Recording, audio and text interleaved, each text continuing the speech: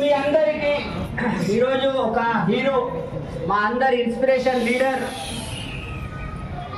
నాకు సలీం సార్ గురించి చెప్పాలంటే చాలా గ్రేట్ అనిపిస్తుంది. ఏంటంటే ఒక 5 లక్షలు అప్పు ఉంటే మనకు మనసు పట్టదు. ఒక 5 లక్షలు అప్పు ఉంటే మనసు పట్టదు.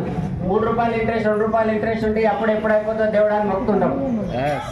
ఒక 10 లక్షల అప్పు అయితే ఇంట్లోకి వెళ్ళి వారిపోవాలనిపిస్తుంది. పారిపోయిన వాళ్ళకి తెలుసు, నాలాంటి ఓ 15 లక్షల అప్పు అయితే సూసైడ్ చేసుకోవాలనిపిస్తుంది చాలా మందికి. ఎందుకంటే అప్పే ఎడగని వ్యక్తికి అప్పు అయిందంటే చాలా బాధ అనిపిస్తుంది. అప్పే 30 అయిపోతుంది, పానాలకు 30 అయిపోతుంది అని చెప్పేసి పెద్ద మనుషులు అంటారు. కానీ సార్ను చూసి నేర్చుకొని నేను సార్ ద్వారా చాలా మందికి చెప్తుంటాను, చిన్న చిన్న అప్పులు ఉన్న వాళ్ళు భయపడకండి. సలీం సార్ 40 లక్షల అప్పు తీర్చిండు, ఈ రోజు బెంజ్ కార్ తీసుకున్నాడు. అట్లాంటి వ్యక్తిని అండ్ సలీం సార్ విషయంలో ఇంకొక మాట చెప్పాలంటే, సలీం సార్ దగ్గర ఎవరు మాట్లాడినా సొంత మా బ్రదర్తో మాట్లాడిన ఫీలింగ్ వస్తుంది. కరెక్టా కాదా? అట్లాంటి వ్యక్తిని ఇన్వైట్ చేద్దామా?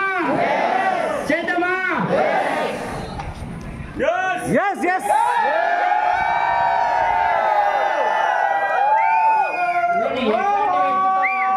మీరు నోరు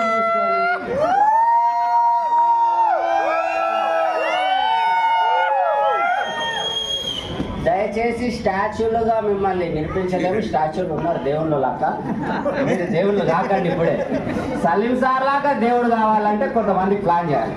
అప్పటి వరకు ఎంజాయ్ చేయండి. ఎక్సైటెడ్? ఎక్సైటెడ్?